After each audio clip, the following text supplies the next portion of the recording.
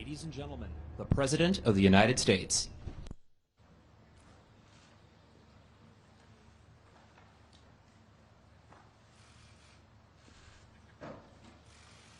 Been a long day for y'all. I know it was easy getting into the pre-meeting. There was no problem getting through those doors, was it? Was there? Anyway, hello everyone.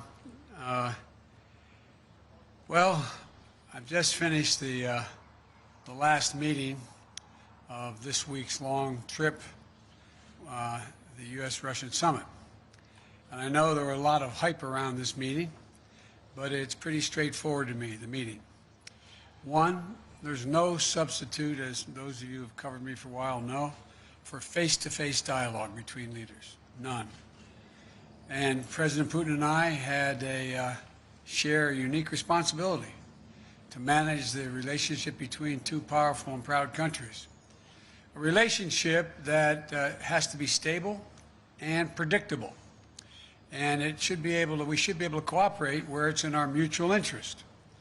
And where we have differences, I want President Putin to understand why I say what I say and why I do what I do, and how we'll respond to specific kinds of actions that harm America's interest. Now, I told President Putin my agenda is not against Russia or anyone else. It's for the American people.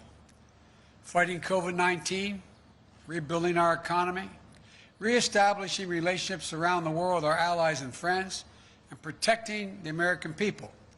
That's my responsibility as president.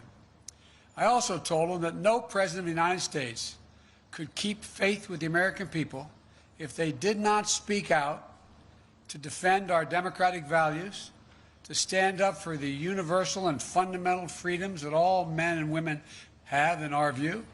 That's just part of the DNA of our country. So human rights is going to always be on the table, I told him. It's not about just going after Russia when they violate human rights. It's about who we are. How could I be the President of the United States of America and not speak out against the violation of human rights? I told him that unlike other countries, including Russia, we're uniquely a product of an idea. You've heard me say this before again and again, but I'm going to keep saying it. What's that idea? We don't derive our rights from the government. We possess them because we're born, period. And we yield them to a government. And so the forum, I pointed out to him that that's why we're going to raise our concerns about cases like Alexei Navalny. I made it clear to President Putin that we'll continue to raise issues of fundamental human rights, because that's what we are. That's who we are. The idea is we hold these truths self-evident, that all men and women, we haven't lived up to it completely, but we've always widened the arc of commitment and included more and more people. And I raised the case of two wrongfully imprisoned American citizens, Paul Whelan and Trevor Reed. I also raised the ability of Radio Free Europe and Radio Liberty to operate and the importance of a free press and freedom of speech. I made it clear that we will not tolerate attempts to violate our democratic sovereignty or destabilize our democratic elections, and we would respond. The bottom line is, I told President Putin that we need to have some basic rules of the road that we can all abide by. I also said there are areas where there's a mutual interest for us to cooperate.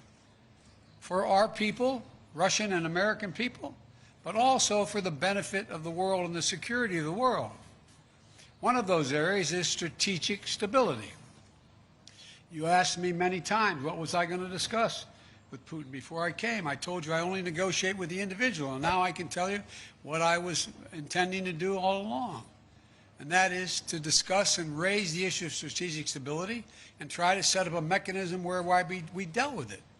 We discussed in detail the next steps our country should take on arms control measures, the steps we need to take to reduce the risk of unintended conflict. And I'm pleased that we agreed today to launch a bilateral strategic stability dialogue. Diplomatic speak for saying, get our military experts and our diplomats together to work on a mechanism that can lead to control of new and dangerous and sophisticated weapons that are coming on the scene now, that reduce the times of response, that raise the prospects of accidental war. And we went into some detail of what those weapon systems were. Another area we spent a great deal of time on was cyber and cybersecurity. I talked about the proposition that certain critical infrastructure should be off limits to attack, period, by cyber or any other means. I gave them a list. If I'm not mistaken, I don't have it in front of me, 16 specific entities, 16 defined as critical infrastructure under U.S. policy, from the energy sector to our water systems. Of course, the principle is one thing. It has to be backed up by practice. Responsible countries need to take action against criminals who conduct ransomware activities on their territory. So we agreed to task experts in both our countries to work on specific understandings about what's off limits and to follow up on specific cases that originate in other countries, in either of our countries. There's a long list of other things we spent time on, from the urgent need to preserve and reopen the humanitarian corridors in Syria so that we can get food, just simple food and basic necessities, to people who are starving to death. How to build it and how it is in the interest of both Russia and the United States to ensure that Iran does not acquire nuclear weapons. We agreed to work together there because as much as Russia's interest is ours. And to how we can ensure the Arctic remains a region of cooperation rather than conflict. I caught part of President Putin's press conference, and he talked about the need for us to be able to have some kind of modus operandi where we dealt with making sure the Arctic was, in fact, a free zone. And to how we can each contribute to the shared effort of preventing the resurgence of terrorism in Afghanistan. It's very much in the interest of Russia not to have a resurgence of terrorism in Afghanistan. There are also areas that are more challenging. I communicated the United States' unwavering commitment to the sovereignty and territorial integrity of Ukraine. We agreed to pursue diplomacy related to the Minsk agreement. And I shared our concern about Belarus. He didn't disagree with what happened. He just has a different perspective of what to do about it.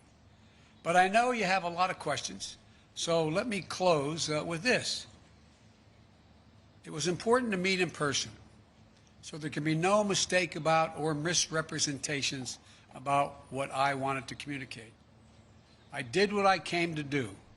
Number one, identify areas of practical work our two countries can do to advance our mutual interest and also benefit the world. Two, communicate directly that the United States will respond to actions that impair our vital interest or those of our allies. And three, to clearly lay out our country's priorities and our values so we heard it straight from me. And I must tell you, the tone of the entire meetings, I guess it was a total of 4 hours, was good, positive. There wasn't any strident action taken. Where we disagreed, I disagreed, stated where it was. Where he disagreed, he stated. But it was not done in a hyperbolic atmosphere. That is too much of what's been going on. Over this last week, I believe, I hope, the United States has shown the world that we are back, standing with our allies. We rallied our fellow democracies to make concerted commitments to take on the biggest challenges our world faces. And now we've established a clear basis on how we intend to deal with Russia and the U.S.-Russian relationship. There's much more work ahead. I'm not suggesting that any of this is done. We've gotten a lot of business done on this trip. And before I take your questions, I want to say one last thing. Folks, look, this is about how we move from here. I listened to, again, a significant portion of what President Putin's press conference was. And as he pointed out, this is about practical, straightforward, no-nonsense decisions that we have to make or not make. We'll find out within the next 6 months to a year whether or not we actually have a strategic dialogue that matters.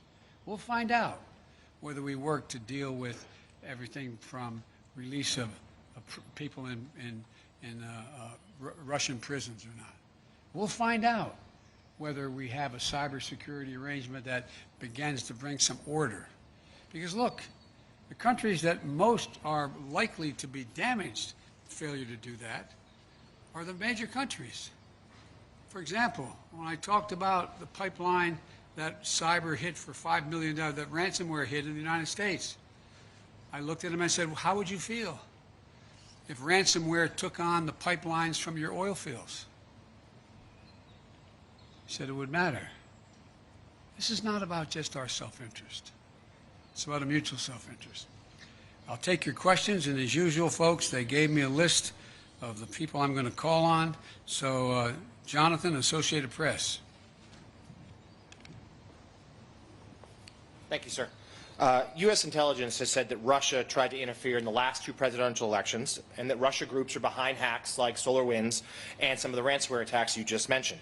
Putin, in his news conference just now, accepted no responsibility for any misbehavior. Your predecessor opted not to demand that Putin stop these disruptions.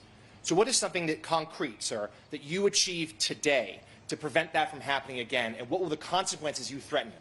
Whether I stopped it from happening again, he knows I will take action, like we did when this last time out. What happened was we, in fact, made it clear that we were not going to continue to allow this to go on.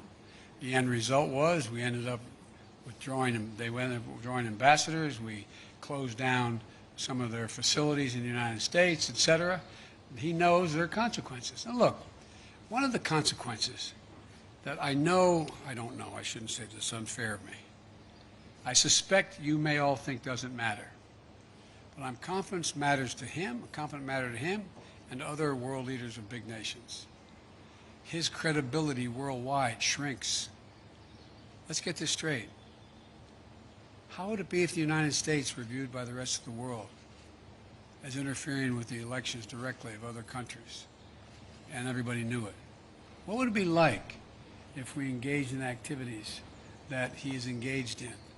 It diminishes the standing of a country that is desperately trying to make sure it maintains its standing as a major world power. And so it's not just what I do, it's what the actions that other countries take, in this case Russia, that are contrary to international norms. It's the price they pay. They are not able to dictate what happens in the world. There are other nations of significant consequence, i.e. the United States of America being one of them. Mr. President, just a quick follow on the same theme of consequences. You said just now that you spoke to him a lot about human rights. What did you say would happen if opposition leader Alexei Navalny dies? I made it clear to him that I believe the consequences of that would be devastating for Russia. I'll go back to the same point. What do you think happens when he's saying it's not about hurting Navalny, all the stuff he says to rationalize the treatment of Navalny, and then he dies in prison? I pointed out to him that it matters a great deal when a country, in fact, and they asked me why I thought it was important to continue to have problems with the president of Syria. I said because there's a violation of international norm. It's called the Chemical Weapons Treaty. Can't be trusted. It's about trust. It's about their ability to influence other nations in a positive way. Look, would you like to trade our economy for Russia's economy? Would you like to trade? And by the way, we talked about trade. I don't have any problem with doing business with Russia as long as they do it based on international norms. It's in our interest to see the Russian people do well economically. I don't have a problem with that. But if they do not act according to international norms, then guess what? That only won't happen with us. It will not happen with other nations. And he kind of talked about that, didn't he, today? About how the need to reach out to other countries to invest in Russia. They won't, as long as they are convinced that, in fact, the violations, for example, the American businessman who was in house arrest, and I pointed out, you want to get American business to invest, let him go. Change the dynamic. Because American businessmen, we're ready to show up. They don't want to hang around in Moscow. I mean, look, guys,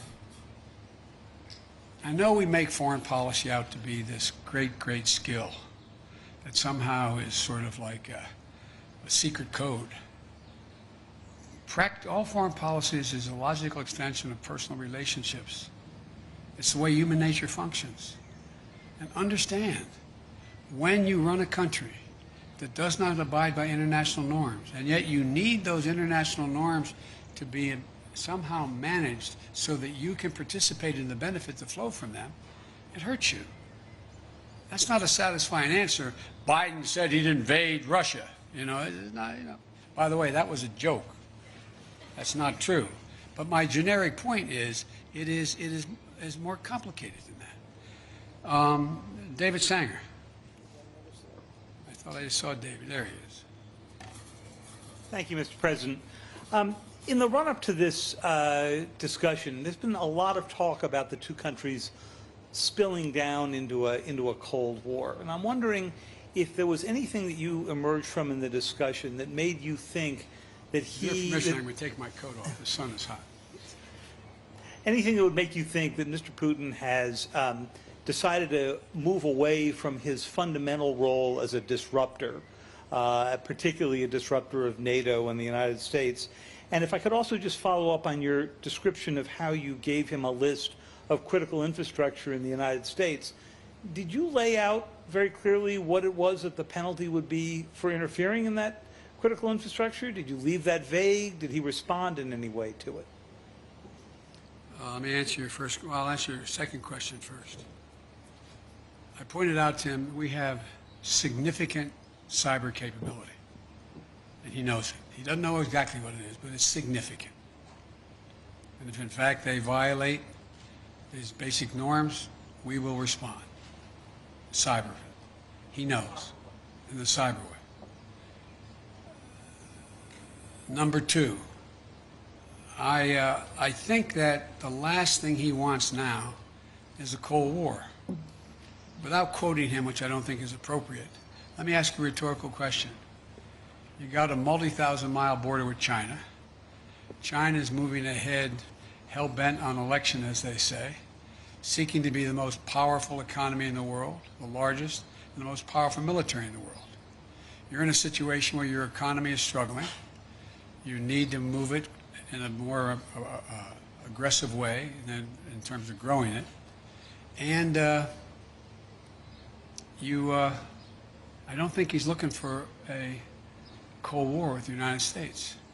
I don't think it's about as I said to him, I said, your generation and mine are about 10 years apart. This is not a kumbaya moment, as they used to say back in the 60s in the United States, like, let's hug and love each other. But it's clearly not in anybody's interest, your country's or mine, for us to be in a situation where we're in a new Cold War. And I truly believe he thinks that. He understands that.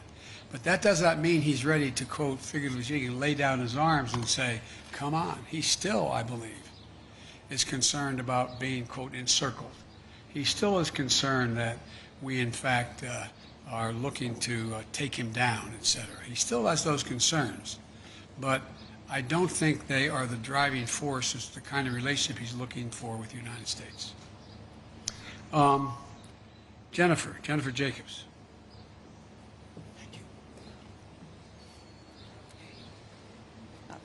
Thank you, Mr. President.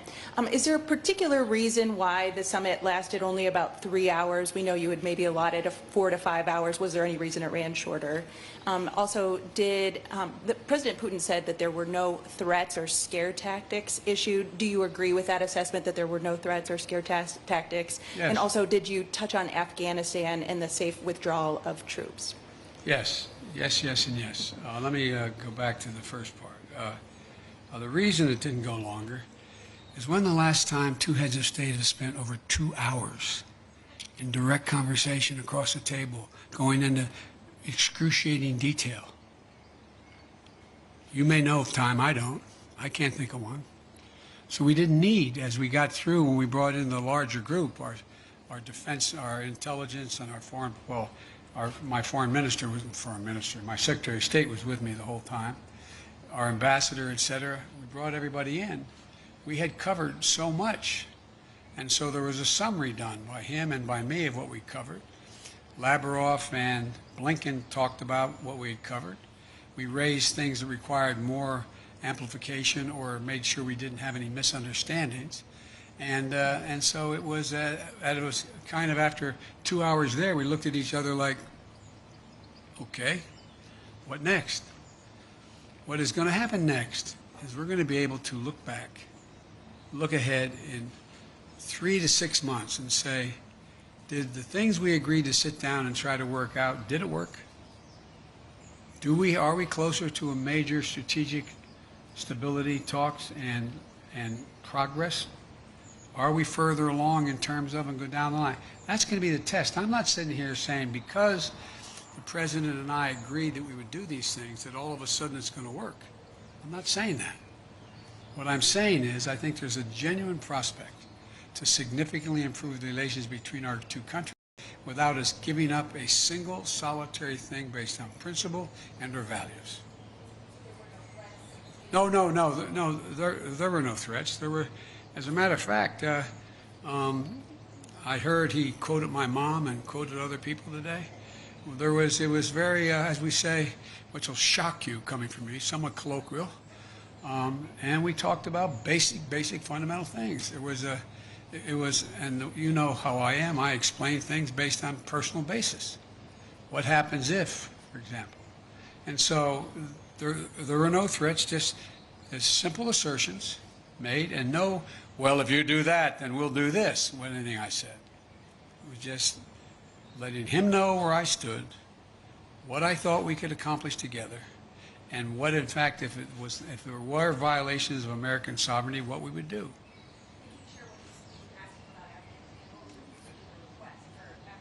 No, he asked us about Afghanistan. He said that he hopes that we're able to maintain some peace and security, and I said that has a lot to do with you. He indicated that he was prepared to, quote, help on Afghanistan. I won't go into detail now, and help on Iran, and help on, and in return, we told him a lot what we wanted to do relative to bringing some stability and economic security, or physical security, to the people of Syria and Libya. So we had those discussions. Yamiche. Thanks so much, Mr. President. You say that you didn't issue any threats? Were there any ultimatums made when it comes to ransomware? And how will you measure success, especially when it comes to these working groups on Russian meddling and on cybersecurity? Well, it's going to be real easy. They either, for example, on cybersecurity, are we going to work out where they take action against the ransomware criminals on Russian territory? They didn't do it. I don't think they planned it in this case. And are they going to act? We'll find out. Will we commit? What can we commit to act in terms of anything affecting, violating international norms that negatively affects Russia? What are we going to agree to do? And so I think we have real opportunities to move. And I think that one of the things that I noticed when we had the larger meeting is that people who are very, very well informed started thinking, you know, this could be a real problem. What happens if that ransomware outfit were sitting in Florida or Maine and took action, as I said, on their single lifeline to their economy, oil? It'd be devastating. And they're like, you could see them kind of go, oh, we'd do that, but like, whoa. So it's in everybody's interest that these things be acted on. We'll see, though, what happens from these groups we put together.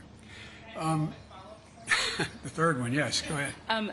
Mr. President, when President Putin was questioned today about human rights, he said the reason why he's cracking down on opposition leaders is because he doesn't want something like January 6th to happen in Russia. And he also said that he doesn't want to see groups formed like Black Lives Matter. What's your response to that, please?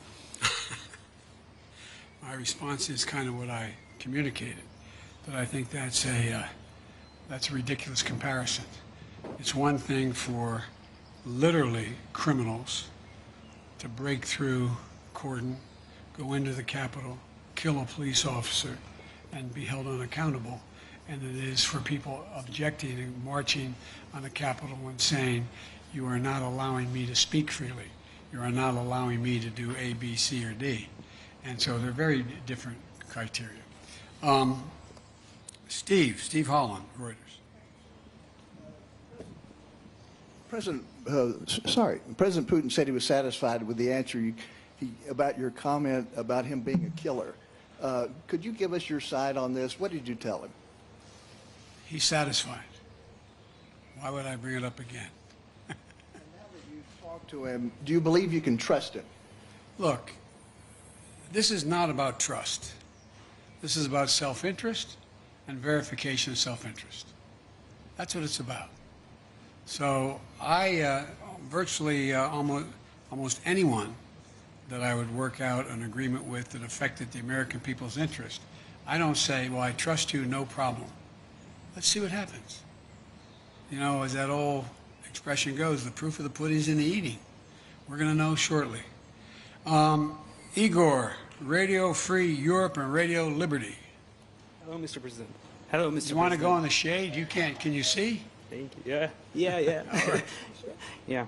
I think attacks in civil society and the free press continue inside Russia. Yes. For example, Radio Free Europe. Yes. Radio Liberty, Voice of America, Current Time TV channel where I work, branded foreign agents, and several other independent media. So we are essentially being forced out in Russia 30 years after President Yeltsin invited us in. My question is, after your talks with President Putin, how interested do you think he is in improving the media climate in Russia? I wouldn't put it that way, in terms of improving the climate. I would, in fact, put it in terms of how much interest does he have in burnishing Russia's reputation that is viewed as not being contrary to democratic principles and free speech. That's a judgment I cannot make. I don't know.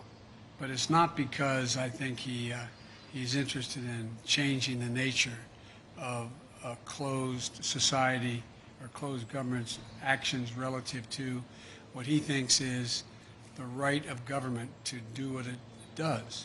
It's a very different approach. You know, there's a couple of really good biographies. I told him I read most everything he's written and the speeches he's made, and I've read a couple of very good biographies, which many of you have as well. And I think, I pointed out to him that Russia had an opportunity, that brief shining moment after Gorbachev and after things began to change drastically, to actually generate a democratic government. But what happened was it failed, and there was a great race among Russian intellectuals to determine what form of government would they choose and how would they choose it. And based on what I believe Mr. Putin decided was that Russia has always been a major international power when it's been totally united as a Russian state, not based on ideology, whether it was going back to Tsar and commissars straight through to the revolution, the Russian Revolution, and to where they are today. And I think that it's clear to me, and I've said it, that I think he decided that the way for Russia to be able to sustain itself as a great, quote, great power is to, in fact, unite the Russian people on just the strength of the government. The government controls, not necessarily ideologically, but the government. And I think that's the choice that was made. I think I'm not going to second guess whether it could have been fundamentally different, but I do think it does not lend itself to Russia maintaining itself as one of the great powers in the world.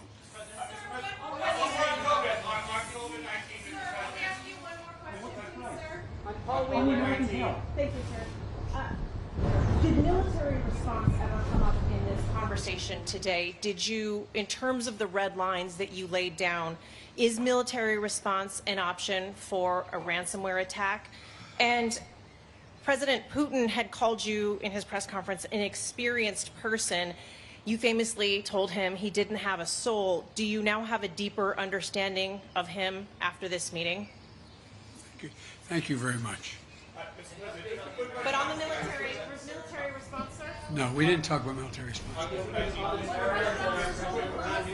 In the spirit, Mr. President, of you saying that there is no substitute for face-to-face dialogue, and also with what you said at NATO, that the biggest problems right now are Russia and China.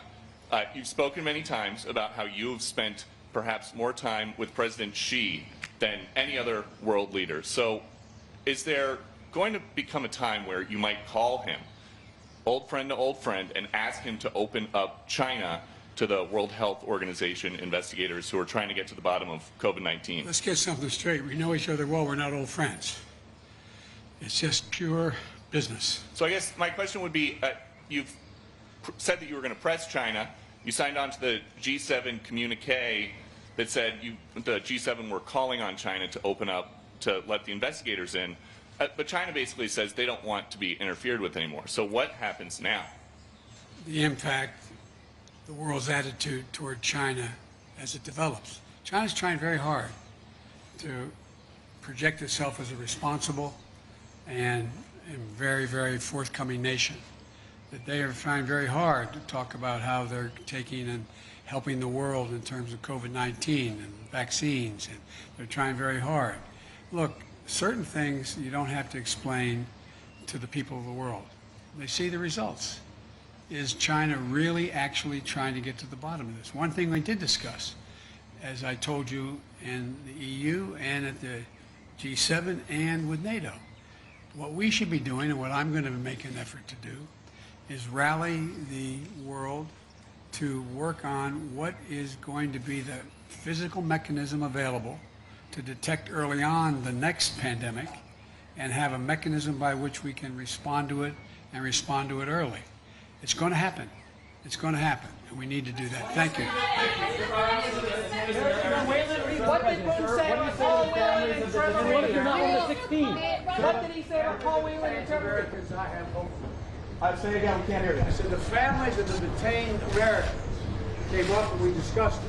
We're going to follow through with that discussion. I am not going to walk away on that. Why are you so confident he'll change his behavior, Mr. President? Yeah, I'm not confident he'll change behavior. What the hell? What do you do all the time? So when did I say I was confident? You said in the next 6 months you'll be able to determine. What I said was, let's get it straight. I said what will change their behavior is that the rest of the world reacts to them and it diminishes their standing in the world. I'm not confident of anything. I'm just stating the fact. But given his past behavior has not changed, and in that press conference after sitting down with you for several hours, he denied any involvement in cyber attacks, he downplayed human rights abuses, he even refused to say Alexei Navalny's name. So how does that account to a constructive meeting as President Putin? If you don't understand that, you're in the wrong business. Is the summit with China next? Cool, we need to load. Cool, we need to load quickly. Let's go. Quickly, cool. Y'all get home safe.